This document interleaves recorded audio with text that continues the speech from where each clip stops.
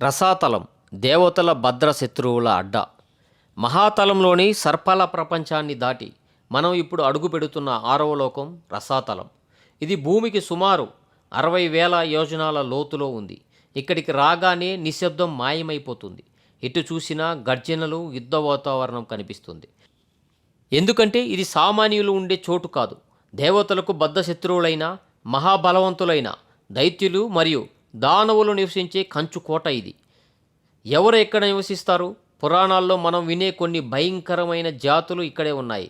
వారే పనులు, నివాతక వచులు, కాలకేయులు మరియు హిరణ్యపురవాసులు.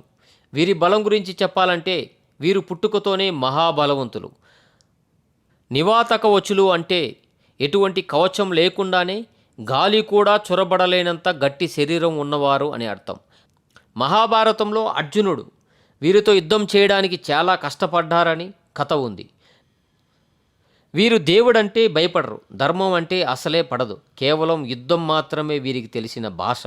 వీరికి ఒకే ఒక లక్ష్యం ఉంటుంది, అదే దేవతలను ఓడించడం, స్వర్గాన్ని ఆక్రమించడం.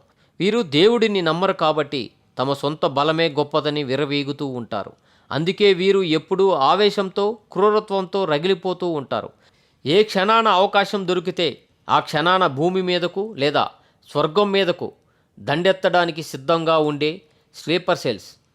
కానీ ఇక్కడ ఒక విచిత్రం ఉంది. ఇంత బలవంతులు, ఇంతటి అహంకారం ఉన్న వీరు ఈ రసాతలంలో ఎలా ఉంటారో తెలుసా? పెద్ద పెద్ద రాజభవనాల్లో కాదు, పాములలాగా బొరియల్లో నివసిస్తారు. ఎందుకు అంత భయం? ఎందుకు?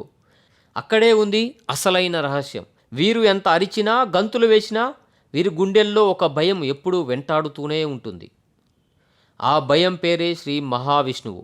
ముఖ్యంగా విష్ణువు యొక్క ఆయుధకరమైన సుదర్శన చక్రం అంటే వీరికి ప్రాణభయం. పురాణాల ప్రకారం ఇంద్రుడి దూత అయిన శర్మ ఎప్పుడూ వీరిని హెచ్చరిస్తూ ఉంటుంది. మీరు గీత దాటితే సుదర్శన చక్రం వచ్చి మీ తలలను తెగ్గొస్తుంది అని ఒక శర్మ పలికే ఒక మంత్ర వాక్యానికి ఈ రాక్షస వీరులందరూ గడగడలాడిపోయి ఆ భయంతో రసాతలంలోని బొరియల్లోకి దూరి దాక్కుంటారట. బలం ఉంది, కానీ దైవాగ్ని ముందు అది నిలబడలేదు అని చెప్పడమే దీని ఉద్దేశం. చూశారుగా, బలం ఉంటే సరిపోదు, భక్తి కూడా ఉండాలి. లేకపోతే రసాతలంలో రాక్షసుల్లా భయంతో బతకాల్సిందే. ఇక్కడితో రాక్షసుల లోకాలు అయిపోయాయి. మరి దీని కింద అంటే అందరికంటే చివరన అడుగున ఉన్న 7వ లోకం ఏంటి?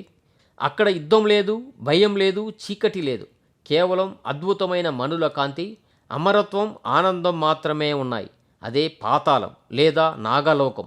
ఆ అద్భుతమైన చివరి లోకం గురించి మన సిరీస్లోని ఆఖరి ఎపిసోడ్లో చూద్దాం.